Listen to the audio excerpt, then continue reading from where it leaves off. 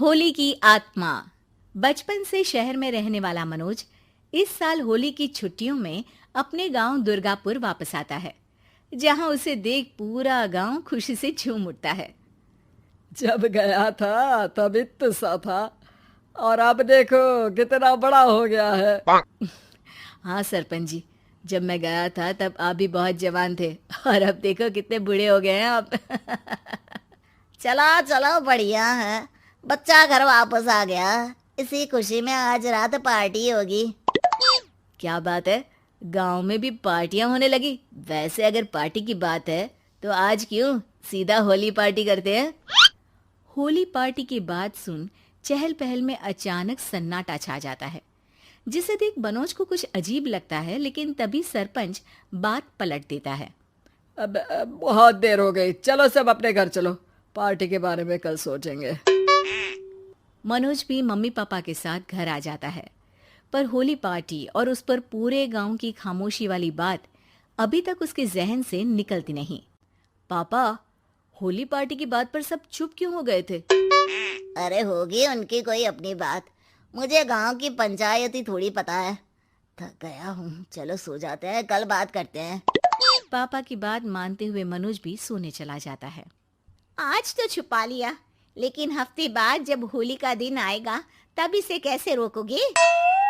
अगली सुबह सूरज के साथ ही मनोज भी गांव घूमने निकल जाता है, जिस पर रास्ते में उसे अपनी ही उम्र के कुछ लड़के भी मिलते हैं, जिनसे दोस्ती कर अब वो उनके साथ घूमने लगता है। इसी तरह कुछ दिन बीत जाते हैं और होली नजदीक आने लगती है। दोस्तों, होली में 4 दिन ही बचे हैं, पर गांव में उसकी कोई तैयारियां क्यों नहीं दिख रही? क्योंकि यहाँ होली नहीं मनाई जाती। अरे पर ऐसा क्यों? वो राजा भूषण। अरे तुम 4 दिन के लिए आए हो, क्या इतना सोच रहे हो? चलो कुछ खाने चलते हैं। इसी के साथ एक बार फिर होली की बात को टलते हुए देख मनोज को शक होने लगता है। वो घर पहुंचते ही इंटरनेट पर अपने गांव और राजा भूषण के बारे में जानकारी निकालने लगता है। क्या? मुझे आज तक ये नहीं पता था। ऐसा कैसे? किसी ने मुझे कुछ बताया क्यों नहीं? सारी जानकारी लेने के बाद मनोज गांव वालों या अपने मम्मी पापा से कुछ पूछे बिना खुद ही उसकी सच्चाई के बारे में छानबीन करने लगता है, जिसके चलते वो राजा भूषण की हवेली में पहुंचता है। वाह, क्या हवेली है यार! पर क्या यहाँ सच में कोई भूत है? हेलो भूत जी, कोई है क्या? हम इस साल गांव में होली सेलिब्रेट कर रहे हैं, क्या आप उस पर थोड़ा इंटरव्यू देंगे? मनोज के ऐसा बोलते ही गांव में तूफान उठ जाता है और हवेली में रखी सारी चीजें हिलने लगती है। एक अदृश्य शक्ति मनोज को धक्का देकर हवेली से बाहर निकाल दरवाजा बंद कर लेती है। ये सब देख मनोज हैरान रह जाता है। क्या अभी मुझे हवा ने धक्का देकर बाहर निकाल दिया? मेरे होते हुए इस गांव में कभी होली नहीं मन सकती, इसलिए दोबारा ऐसी कोशिश भी मत करना, अंजाम बुरा होगा। आवाज सुन मनोज हैरानी से इधर उधर देखने लगता है, पर उसे कोई दिखाई नहीं देता। वो गांव वापस आ जाता है, जहां तूफान की वजह से सब कुछ तहस महस हो चुका होता है। आखिर ये तूफान आया कैसे? ना ऐसा कोई मौसम था और ना ही हमने होली का त्योहार मनाने की बात की थी।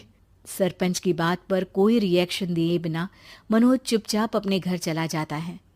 इस तरह देखते ही देखते होली का दिन भी आ जाता है और मनोज रंग लेकर गांव में निकल जाता है, लेकिन गांव पूरी तरह खाली होता है। अरे त्योहार का दिन है, धूमधाम की जगह मातम क्यों मनाया हुआ है? मनोज की आवाज सुन सब अपने घर की खिड़कियां खोल के घर के अंदर से ही उसे वापस जाने के लिए कहने लगते हैं, पर वो किसी की नहीं सुनता। तुझे पहले भी समझाया था, अगर होली खेलने की कोशिश भी की तो अच्छा नहीं होगा। अरे बात मान लो बेटा, तुम्हें सच नहीं पता। मुझे सब पता है। सालों पहले इस राजा ने एक अंधविश्वास फैलाया और आप लोग आज तक उसे मानते आ रहे हो। अरे बेटा, जब तुम पैदा भी नहीं हुए थे उससे भी बहुत पहले से इस गांव पर होली का श्राप है। अगर गांव में होली का त्योहार मनाया जाता है तो प्रलय आना पक्की बात होती है। राजा भूषण इस सब में नहीं मानते थे और त्योहार मनाने लगे, जिसके चलते होली वाले ही दिन पहले उनके बेटे की और फिर उनकी मृत्यु हो गई। तभी से गांव की रक्षा के लिए उनकी आत्मा उस हवेली में रह रही है। सबकी बातें सुन मनोज उलझन में पड़ जाता है। सोचना भी मत मनोज, अगर तुमने इस परंपरा को तोड़ने की कोशिश भी की तो उसका परिणाम इस गांव और गांव के लोगों के लिए अच्छा नहीं होगा।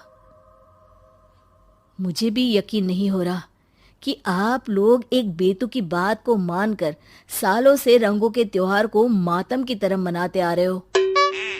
मनोज किसी की कोई बात ना मानते हुए पूरे गांव में रंग बिखेर देता है, जिसके तुरंत बाद वहां तूफान के साथ बिजलियां गरजने लगती है।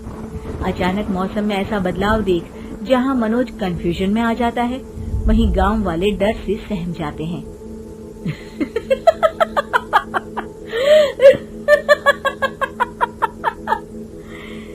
इस लड़के ने हमारे जैसे सिर्फ अपने स्वार्थ के लिए नहीं बल्कि पूरे गांव की खुशियों के लिए यहाँ होली मनाई है, जिस वजह से अब इस गांव पर होली का श्राप टूटता है। ऐसा बोलकर राजा का भूत वहां से गायब हो जाता है, जिसके बाद गांव के लोग धूमधाम से होली मनाते हैं। खुशियों के रंग गांव में बिखरे ही होते हैं कि अगली सुबह अचानक मनोज कहीं गायब हो जाता है और एक बार फिर गांव में होली का नया राज शुरू हो जाता है।